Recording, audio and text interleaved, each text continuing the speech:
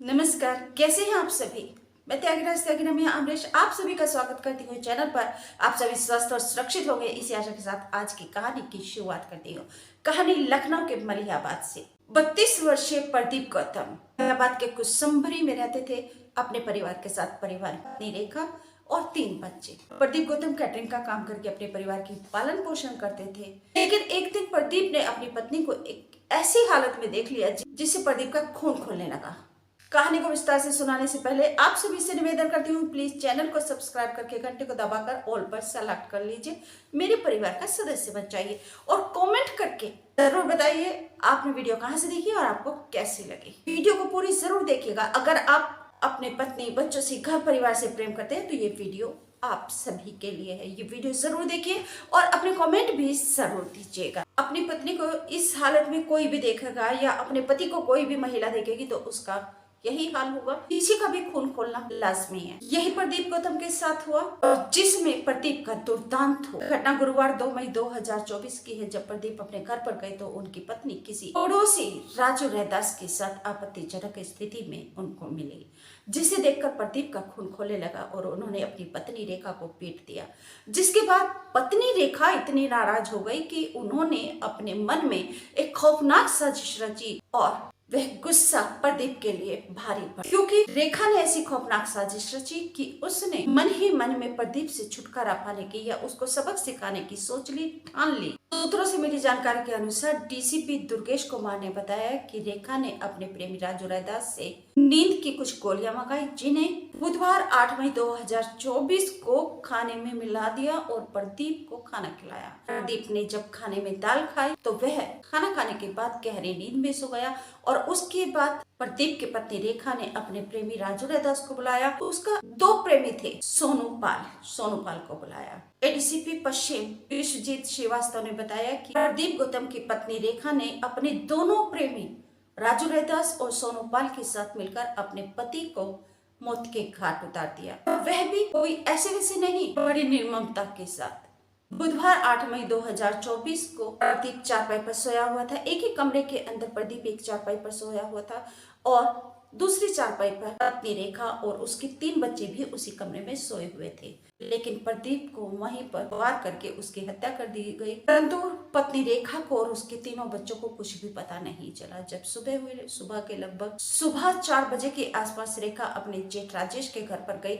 वहां दरवाजा खुलवाया तो भतीजे ने दरवाजा खोला। भतीजी के दरवाजा खोलने पर रेखा ने बताया कि प्रदीप को किसी ने मार डाला है। इस पर राजेश दौड़ा अपने छोटे भाई प्रदीप के घर पर गया और अपने पिता को भी सूचना दी। झटपट से पूरा परिवार वहां पर आ गया। इसके बाद पुलिस आई। पुलिस ने सारा मैटर देखा, सारा मामला देखा तो रेखा के बच्चों से भी पूछताछ की।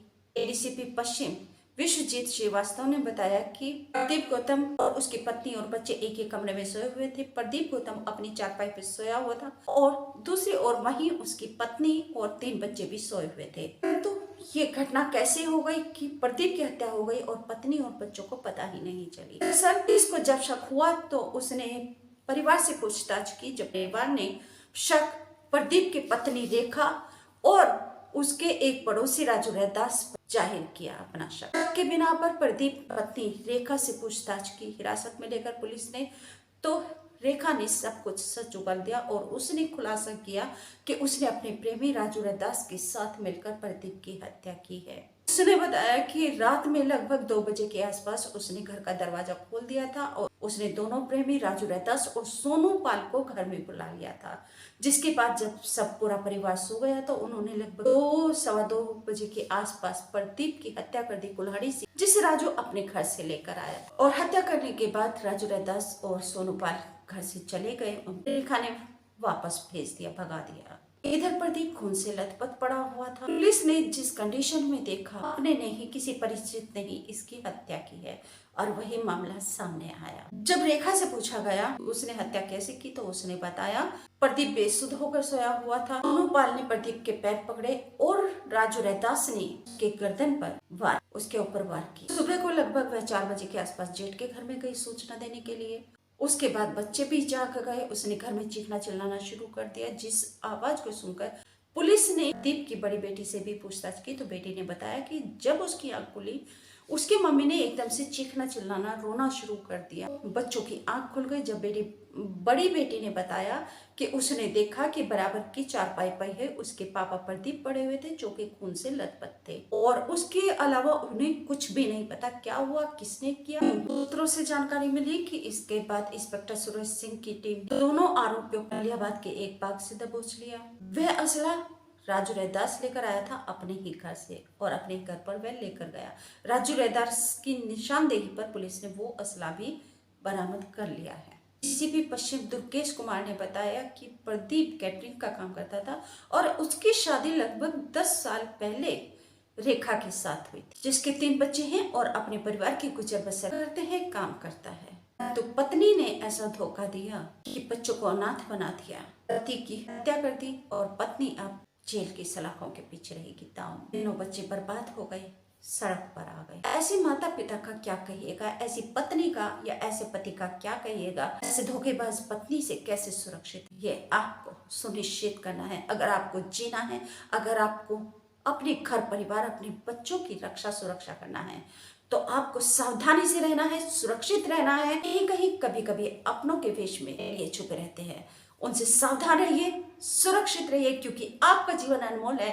हमारे लिए आपके घर परिवार बच्चों के सावधानी से रहे, सुरक्षित रहे। आपसे पुनः निवेदन करती हूँ, चैनल को सब्सक्राइब नहीं किया तो प्लीज घंटी को दबाकर ऑल पर सेलेक्ट कर लीजिए और परिवार का सदस्य बन जाइए। नमस्कार, थैंक यू।